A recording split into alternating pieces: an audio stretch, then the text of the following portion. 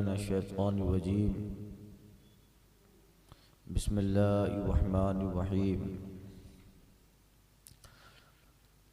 क़ुल्ना या नारु कूनी बरदम व सलामन अला इब्राहीम वरादू बिही कैदन फजअलनाहुमुल अख़सरीन वनज्जयनाहु वलूतन इलल अर्दिल्लती बारकना फ़ीहा लिल आलमीन।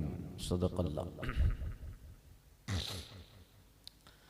और हमने फरमाया आग हो जा ठंडी और सलामती इब्राहीम पर,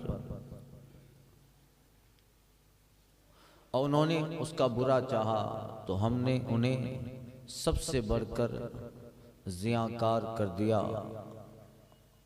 और हमने उसे और लूत को नजात बख्शी उस ज़मीन की तरफ जिसमें हमने जहान वालों के लिए बरकत रखी। गुज़िश्ता दर्स में अर्ज़ किया था इब्राहीम अलैहिस्सलाम और अंबिया किराम का जिक्र इस सूरा में इजमाली जिक्र है, इसी वजह से इसका नाम सूरे अंबिया रखा गया। तफसीली जिक्र सूरे इसरा, सूरे बकरा, सूरे अनफाल वगैरह में गुजर चुका। फिर इब्राहीम अलैहिस्सलाम का वाक़या जिक्र किया था और कौम का मेले में जाना, इब्राहीम अलैहिस्सलाम का बुत को तोड़ देना, ये सब जिक्र किया था। फिर ये सारी चीज़ें नमरूद के पास पहुंचना, फिर नमरूद का इब्राहीम अलैहिस्सलाम के लिए आग तैयार करना, यहाँ तक जिक्र किया था। हज़रत इब्राहीम अलैहिस्सलाम को आग में डाला गया तो अल्लाह ताला ने हज़रत इब्राहीम अलैहिस्सलाम की इस तरीके से हिफाजत फरमाई कि जिस आग को ज़मानों तक, कई महीने बल्कि साल से भी ज़्यादा लकड़ियां जमा करते करते इतना ज़बरदस्त आतिश कदा बना दिया गया। एक इब्राहीम के लिए हुकूमत उनकी है, तख्त उनका है, इक़्तिदार उनका है, और इब्राहीम तो तने तन्हा हैं इस पूरी आबादी, पूरी कौम में जो खुदा की वहदानियत का ऐलान कर रहे हैं। एक ज़ात है। इसीलिए कुरान में रब ने फरमाया इन्ना इब्राहीम कान उम्मतम वाहिदा, इब्राहीम तन्हा एक जमात था। पता चला कि तादाद नहीं देखी जाती, सारी आबादी नमरूद के अकीदे पर है और इब्राहीम तन्हा नबूवत और रिसालत लेकर खुदा की वहदानियत का प्रचार करते हैं, तो उन आबादी को कोई हैसियत नहीं दी गई। अल्लाह ने कहा कि तन्हा इब्राहीम एक जमात है। तो हक जहां होता है वो कम ही क्यों ना हो, मगर वो हक अगर एक आदमी की शक्ल में भी है तो वो एक ही अहले सुन्नत वल जमात है, वो एक ही सवाद आज़म है। हमारे यहाँ तादाद का कोई माना नहीं रखता। अल्लाह फरमाता है कि कुरान मजीद में बहुत मर्तबा ऐसा हुआ, गलबत फैतन कलीलतन, छोटी सी जमात बड़ी जमात पे गालिब आ गई। ये बद्र का नक्शा खींचा गया। तो तादाद की कोई हैसियत नहीं है, और हर जमाने में कुफ्र की तादाद इस्लाम के मुकाबले में ज्यादा रही है। इस वक्त देखिए पूरी दुनिया का सर्वे कीजिए तो मुसलमान कितने, और इन मुसलमान में भी जो सही माने में मुसलमान है अहले सुन्नत वल जमात, वो कितने। तो हर जमाने में कुफ्र की तादाद, इसलिए कि कुफ्र की बहुत सारी किस्में हैं, यहूदियत, ईसाइयत, नसरानियत, मुशरिक, दहरिये, ये सब कुफ्र की अजनास में है। और ईमान की कोई किस्में नहीं होती है। खुदा और रसूल को मानने वाला मोमिन है, वो यहाँ रहे तो भी मोमिन, अमेरिका में रहे तब भी मोमिन। कुफ्र की तादाद ईमान के मुकाबले में हमेशा कम रही है। अल्लाह ने उस कम को ही बहुत बड़ा गलबा दिया है। मैदान करबला में वहां 22,000 या 72 है, मगर ये 72 ही हक है, हक ही इनके साथ है, ताईद हक इनके साथ है, ताईद रब इनके साथ है। और ये जो आए हैं ये कम है, मगर उस दौर में इमाम पाक के साथ मैदान करबला में जितने थे वो सब सवाद आजम है, वही हक है, वही अहले हक है। हजरत इब्राहिम अलैहिस्सलाम तन्हा है, मगर तन्हा के लिए नमरूद ने पूरा ऐलान कर दिया था कि जाओ लकड़ियां लेके आओ, और इनाम था कि जो जितनी लकड़ियां लेके आएगा वजीफा ले जाए, पैसा ले जाए। तो अब चले कितने महीनों तक लकड़ियां जमा करके करके बहुत बड़ी इमारत की तरह बना दिया गया। एक आदमी के लिए सब कुछ था, पकड़ के डाल देते। मगर याद रखिए ईमान में अल्लाह ने रोब दिया है, तो कुफ्र में हमेशा डर रहता है, कुफ्र में डर रहता है। इक्तदार, मेजॉरिटी, वक्त का, कुर्सी का नशा,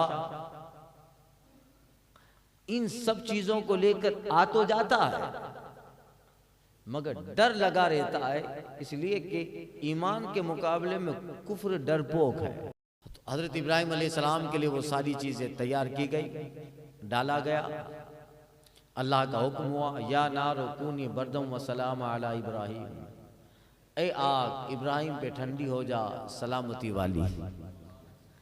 ठंडी हो गई, बाहर से दिख रहा था कि आग है, मगर अंदर जहां हजरत इब्राहिम अलैहिस्सलाम तशरीफ ले गए थे, मैंने उस दिन शायद वाकई मर्ज भी किया था कि वो गोफन बनाई थी, हजरत इब्राहिम को बिठाया जाए और यहाँ से छोड़ा जाए, चूंकि करीब तो कोई जा नहीं सकता था, इतना आतिश कदा था कि उसे परिंदा भी गुजरता तो जल जाता, तो कौन जाएगा।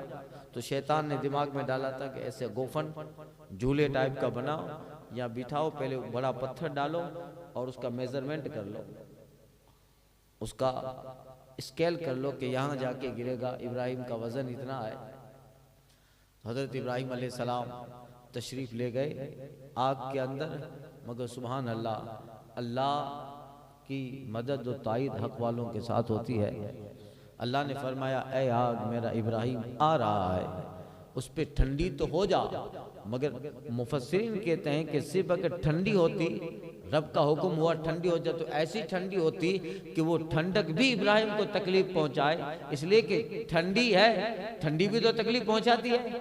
अपनी बॉडी के ताकत से ज्यादा अगर ठंडी हो जाए तो वो ठंडक भी तकलीफ है। लफ्ज फरमाया अल्लाह ने, सलामन, ऐसी ठंडी हो जा जिसकी ठंडक इब्राहिम के लिए सलामती बन जाए, इब्राहिम के लिए सलामती बन जाए। ऐसी ठंडी हो गई, सुभान अल्लाह। कई दिन तक हजरत इब्राहिम अलैहिस्सलाम आग में नमाज पढ़ते रहे, फरिश्ते भी आते रहे। और नमरूद ने बहुत बड़ा किला बनाया था, उसका मीनार बनाया था। किसी ने खबर दी, उसके वजीर जो ऊपर तैनात थे, उसने देखा कि इब्राहिम अलैहिस्सलाम तो अंदर हैं और आग उनका कुछ बिगाड़ नहीं पाई, वो तो आराम से एक जमात के साथ आग के अंदर बैठे हैं। तो कहा ऐसा है, देखा तो वो भी दंग रह गया, नीचे उतरा, फिर कहा कि आग को बुझाओ। आग को बुझाने की कोशिश की गई, बुझ गई। इब्राहिम अलैहिस्सलाम बाहर तशरीफ ले आए, नमरूद इंतजार कर रहा है। कहा, इब्राहिम तुम्हें आग ने नहीं जलाया? माज़अल्लाह। वो कहता है, ये तो तुम्हारा बहुत बड़ा जादू था। हजरत इब्राहिम फरमाते हैं, ये जादू नहीं था, ये मेरे रब का फजल था। तुम्हारे महीनों की मेहनतें, मगर मेरे रब के हुक्म पर आग सर्द हो गई। तो ये आयत करीमा भी बड़ी अहम है इस एतबार से कि इसको हमारे जो आमिलीन हैं उसको बुखार में इस्तेमाल करते हैं। इस आयत को कुरान में अल्लाह ने शिफा दी है, वनुनज़्ज़िलु मिनल कुरान मा हुवा शिफ़ाउन व रहमतुन लिल मोमिनीन। तो बुखार हो ना, अगर बहुत ज़्यादा जिस्म गर्म हो बुखार की वजह से, तो आयत करीमा पढ़कर बच्चों पर या जिसको है चंद मरतबा पढ़ के दम करे, या ये लिख कर बच्चे के गले में आवेख्ता करे। और फरमाया कि जिस मकान में आग के अंदेशे हों, कोई बिजली गिरने का अंदेशा है या जलने से कोई खतरा हो, यानी कोई भी ऐसी चीज़ हो कि हम ऐसी चीज़ के कनेक्ट में हैं, करीब में रहते हैं कि जिससे जलना होगा, कोई कुछ आ जाएगा, शोला गिरेगा, जलेगा, ऐसी चीज़ों के अगर करीब हो कि किसी के जलने का अंदेशा हो, तो उलमा कहते हैं, आमिलीन फरमाते हैं कि मकान में दरवाजे पर ये आयत करीमा लिख कर लटका दी जाए, वो मकान जलने गिरने से महफूज रहेगा। या नारो कूनी बरदम वसलामा, ठंडी हो जाए। अब देखिए, अल्लाह जब चाहता है तो फितरतें बदल देता है। आग की फितरत है जला देना, मगर हुक्म खुदा है आग ने फितरत बदल डाली। इससे पता ये चलता है, उलमा कहते हैं कि आग भी मखलूक है और इस आग का खालिक रब है, आग का खालिक रब है। और अल्लाह ताला जिस जात को दुनिया में चाहता है अपनी इन सिफत का मजहर बनाता है, जो अल्लाह तबारक व तआला की ताकत से वो भी अगर फूंक दें तो आग खत्म हो जाए, वो चाहें तो आग उन्हें न जलाए। हजरत इमाम मालिक का गालिबन वाक़या है, हजरत बायज़ीद बुस्तामी का। एक आदमी ने बहुत बड़ा चैलेंज किया था, लोगों को गुमराह कर रहा था, गुमराह कर रहा था। तो कहा दलील बाजी हो गई, हुज्जत हो गई, अब कुछ नहीं, वो मानने के लिए तैयार नहीं। तो आखिर में मुबाहला होता है, यानी अब चलो आखिर में लास्ट और अंतिम निर्णय ये होता है, आग में जाएं, जिसको आग जला दे उसका दीन गलत, जो बच जाए उसका दीन सच्चा। तो हजरत बायज़ीद बुस्तामी थे गालिबन, तो जो साहब दहरिए किस्म का लोगों को गुमराह कर रहा था, इन्हें हजरत बायज़ीद बुस्तामी दोनों ने हाथ मिलाया, हाथ रखा और दोनों ने हाथ आग में डाला। तो हजरत बायज़ीद बुस्तामी का तो हाथ नहीं जला, चूंकि वो साहिब कश्फ व करामत है, मगर ताज्जुब है कि इसका भी हाथ नहीं जला, उसका भी हाथ नहीं जला। तो अब इसके जो मानने वाले शोर का देखा तुम्हारा हाथ नहीं जला तो हमारे इनका भी हाथ नहीं जला, यानी ये भी मजहब सच्चा है।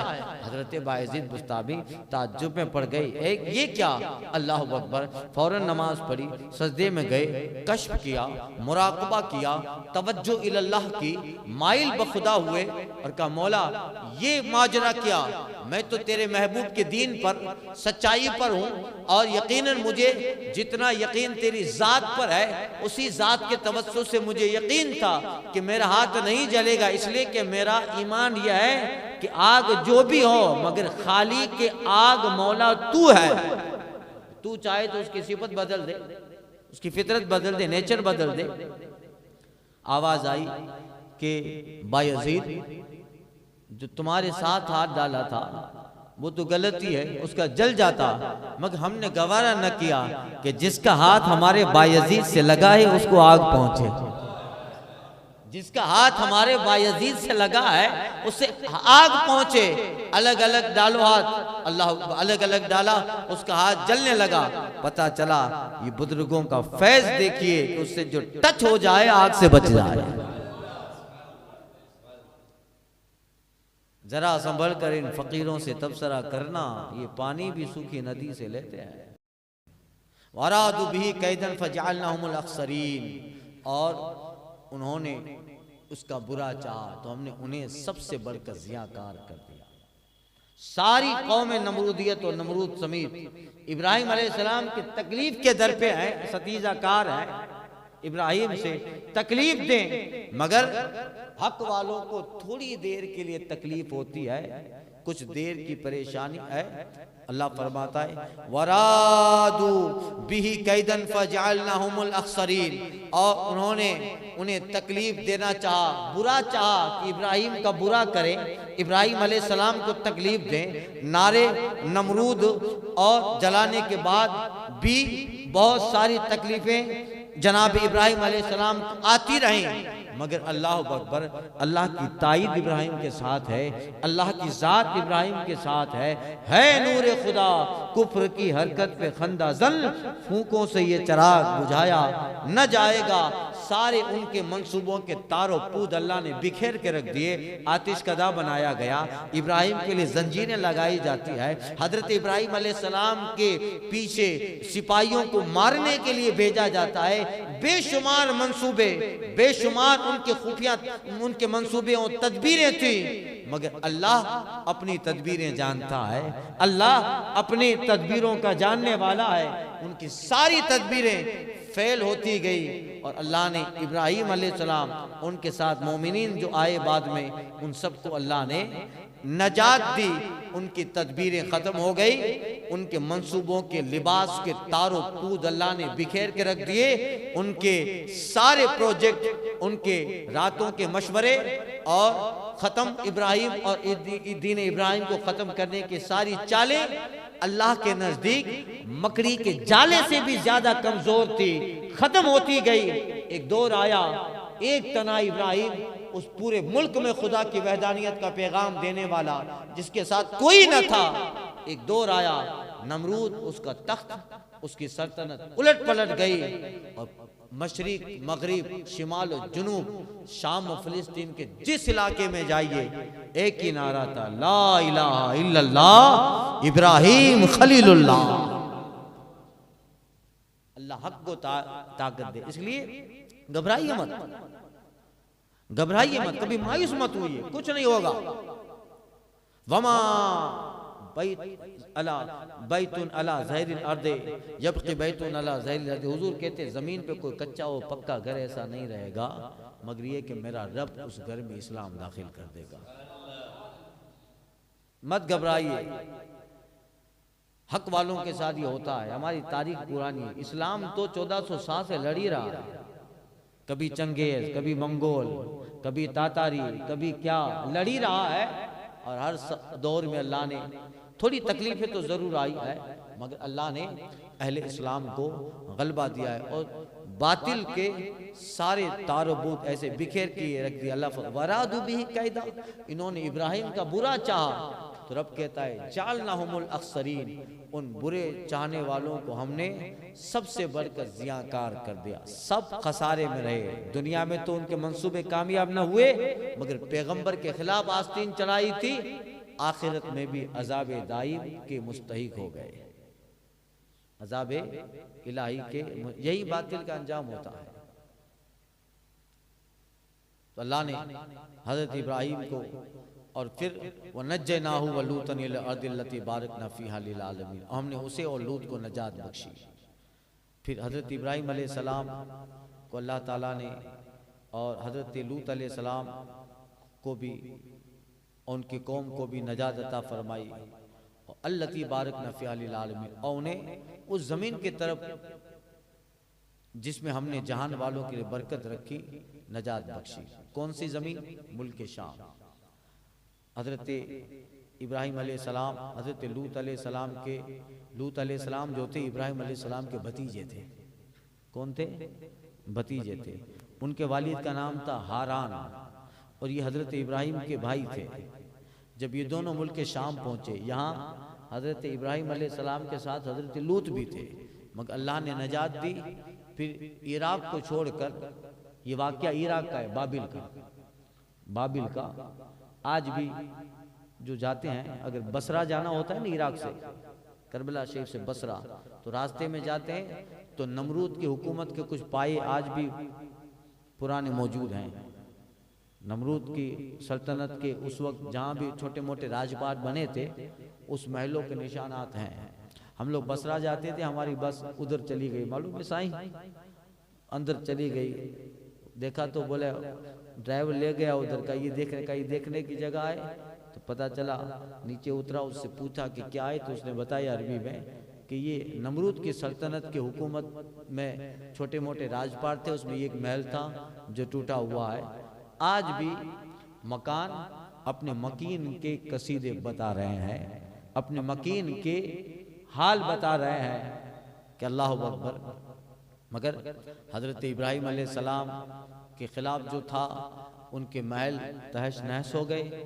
मगर जाओ हजरत इब्राहिम अलैहिस्सलाम का मज़ार शाम में हेब्रोन, अल खलील जिसका नाम है, हेब्रोन में जाओ, सुभान अल्लाह, एक आलीशान मस्जिद इब्राहिम है, जामे इब्राहिम है, हज़रत इब्राहिम का मज़ार, हज़रत याकूब अलैहिस्सलाम का मज़ार, उधर दरवाजे के करीब हज़रत यूसुफ अलैहिस्सलाम का मज़ार, इधर दूसरे साइड में हज़रत इब्राहिम की बीवी का मज़ार, याकूब की बीवी का मज़ार, सब सुभान अल्लाह ऐसे लगता है जैसे बादशाह आराम कर रहे हैं।